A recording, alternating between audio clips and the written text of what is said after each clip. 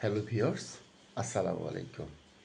আজকে আমরা নতুন একটি টপিক নিয়ে হাজির হয়েছি। টপিকটির নাম চেঞ্জিং সেন্টেন্স বা ট্রান্সফরমেশন অফ সেন্টেন্স। এটি খুব গুরুত্বপূর্ণ একটি টপিক, যেটি এসএসসি, এইচএসসি এমনকি অ্যাডমিশন টেস্টেও এর গুরুত্ব অনেক। তো চলো আজকে আলোচনা করি।